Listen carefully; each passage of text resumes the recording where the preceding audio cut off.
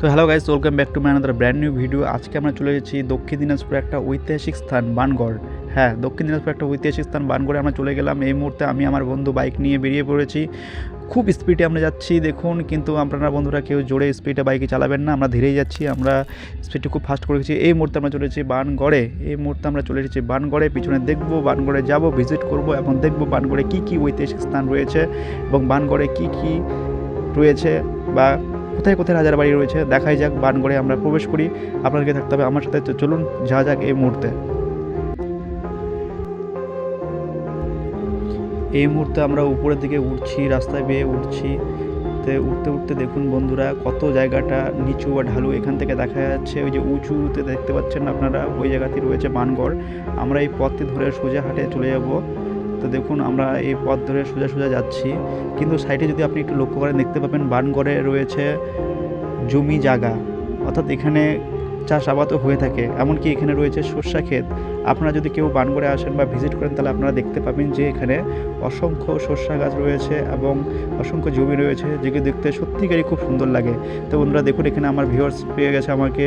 এখানে দেখুন আমি আমার ভিউয়ার্স পেয়ে গেছি, এরা আমাকে সাবস্ক্রাইব করেছে। তো এরা হাই বলে দিল আমাকে। তো এদেরকে পেরিয়ে আমি বেরিয়ে পড়লাম।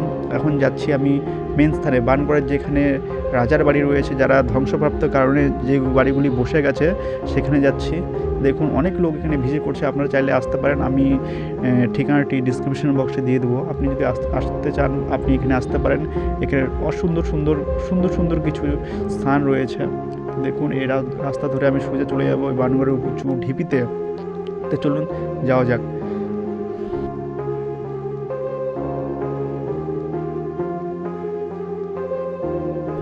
তো বন্ধুরা ফাইনালি দেখুন আমরা মেন স্থানে চলে এসেছি। এখানে সেম উঁচু জায়গা। আপনাদেরকে যদি এখানে যেতে হয় তাহলে আপনাদেরকে এই উঁচু স্থান থেকে উঠে আসতে হবে। এখন উঁচু স্থানে আসার পর আপনারা দেখতে পাবেন এরকম কিছু রিলেটেড বাড়িঘর যেগুলো ভেঙে গেছে বা ধ্বংসপ্রাপ্ত হয়ে গেছে। সেই সব বাড়িগুলো তো নেই, কিন্তু এখানে রয়েছে সেসব বাড়িগুলোর কিছু অংশ যেগুলো কিনা মাটির নিচে বর্তমানে রয়েছে। তাদেরকে মাটি থেকে খোদাই করে তাদেরকে বের করা হয়েছে। দেখুন কিছু বন্ধুরা বা কিছু ছেলেপেলেরা এখানে আড্ডা মারছে বা তারা দেখতে এসেছে হয়তো। এখানে দেখুন একটা অতি পুরনো একটা বটবৃক্ষ রয়েছে। এখানে তার নিচে নিচ দিকে যদি আপনি একটু লক্ষ্য করেন তাহলে আপনি দেখতে পাবেন বিভিন্ন জমি জায়গা রয়েছে। অনেক লোকে এখানে ভিজিট করতে আসে, পিকনিক খেতে আসে। আপনারা চাইলে আসতে পারেন, কিন্তু একটু পারমিশন নিতে হবে। এখানে কিছু লোক রয়েছে তাদেরকে পারমিশন নিতে হয় ওদের কাছ থেকে, সরকারি আধিকারিক রয়েছে এখানে। তো দেখুন বন্ধুরা এখানে অনেক ছেলেপেলে এসেছে। এই যে আপনারা যদি একটু উপর থেকে যদি ভিউটা নেন তাহলে আপনাকে দেখতে এরকমটা লাগবে। এখানে একটু নিচে নিচে সব কিছু, প্রত্যেকটা বাড়ি যেগুলো কিনা রাজাদের আগের বাড়ি ছিল তারা সেই ধসে গেছে। এখানে দেখুন কিছু মেয়েরা এখানে সর্ষা খেতে, ওদেরকে ঠান্ডা লাগে না, এরা এখানেই ভিডিও বানাচ্ছে। ওদের হলো সর্ষা ক্ষেত নিয়ে কথা, এদের হিস্টোরিক্যাল প্লেস কোনো ম্যাটার করে না। দেখুন এরা এখানে ভিডিও বানাচ্ছে, তো এদের বানাতে দিক, এদের কোনো ডিস্টার্ব করা যাবে না। তারপরে দেখুন এখান থেকে আপনারা যদি একটু লক্ষ্য করেন তাহলে দেখতে পাবেন যে অনেক জমি জায়গা রয়েছে। তারপরে যে আপনারা ইটগুলো যদি আপনি ঠান্ডা মাথায় দেখেন তাহলে দেখতে পাবেন যে ইটগুলো কিন্তু বহু পুরনো, যেগুলো কিনা এখন মাটি থেকে খোদাই করে বের করা হয়েছে। তা আমারও একটু ইচ্ছা হলো যে কাছাকাছি থেকে সামনাসামনি থেকে ইটগুলো একটু দেখার, সেহেতু আমি নেমে পড়লাম। আমার বন্ধুকে ক্যামেরাটা দিয়ে আমি নেমে পড়েছি এই মুহূর্তে। তো নামতে নামতে নামতে নামতে আবার কি মনে হলো, আমি দেখলাম যে না নামাটা ঠিক হবে না, আবার উঠে পড়লাম এখান থেকে। তো চলুন বন্ধুরা, এই যে আঙ্কেলটি রয়েছে এই কিনা এখানে দেখাশোনা করে, সেহেতু আমাদের কিছু বলেনি, তবুও আমরা নিজে থেকে উঠে গেলাম। নিজের সম্মান নিজের কাছেই, সেহেতু আমরা উপর থেকে দেখছি। তো দেখুন আপনারাও একটু ভালো করে দেখে নিন জায়গাটি পুরোপুরিভাবে, তারপর আপনার সঙ্গে কিছু কথা হচ্ছে।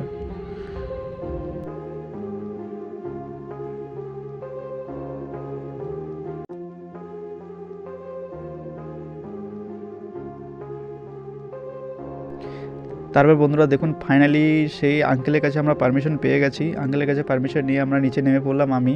তারপর এখন দেখব যে মানে সত্যিকারই জিনিসগুলি হাত দিয়ে বা পাথরগুলি বা ইটগুলি টাচ করে দেখব যে কেমনটা রয়েছে বর্তমান কন্ডিশন সেগুলোর।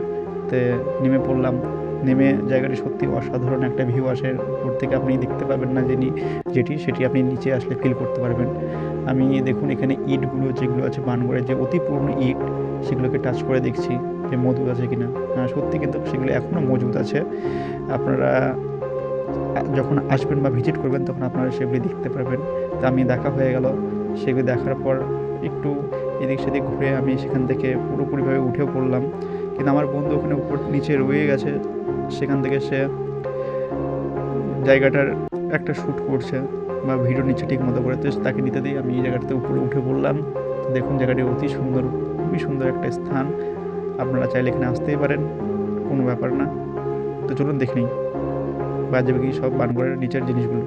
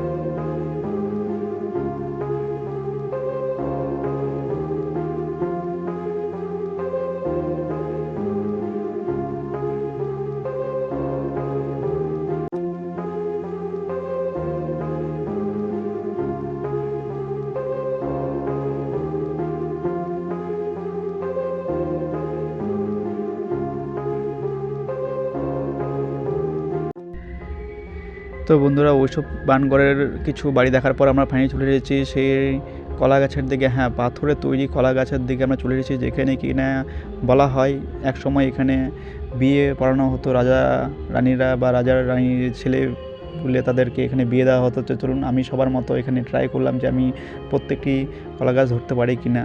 আমি 4টার মধ্যে 3টা ধরতে পারছি। তো ট্রাই করে দেখলাম প্রথমটি, হ্যাঁ অবশ্য হয়ে গেল। দেখুন এখানে কিছু ছেলে মেয়ে আছে যারা ধরছে এগুলো। তো এখানে অনেকজনই আসে, তাদের ট্রাই করে থাকে যে ধরতে পারে কি না। এখানে দেখুন বন্ধুরা আমি এগুলো ট্রাই করছি। আপনারা আসলে এখানে বানকড় থেকে কিছুটা পাশেই আপনারা এখানে আসতে পারেন, আসে এই জিনিসগুলো দেখতে পারেন এবং ট্রাই করতে পারেন যে প্রত্যেকটা ধরতে পারছি কি না। এখানে আমি সেকেন্ডটিও ট্রাই করলাম, সেকেন্ডটিও ধরলাম। দেখুন আমি এখানে পুরোপুরিভাবে ধরতে পারছি। আপনারা এখানে এসে ট্রাই করতে পারেন। সেরকম কিছু না, তবুও এখানে সবাই এসে এই জিনিসটা ট্রাই করে এবং ভালো লাগে থাকে। দেখুন শেষেরটা আমি কিন্তু পারলাম না, এরকম সবাই এসে ট্রাই করে থাকে। আপনারা চাইলে এখানে আসে জিনিসগুলো দেখতে পারেন এবং ট্রাই করতে পারেন। তো বন্ধুরা ভিডিওটি যদি আপনার কেমন লাগে থাকে অবশ্যই একটা লাইক, শেয়ার এবং কমেন্ট করতে পারেন এবং আমাকে জানাতে পারেন।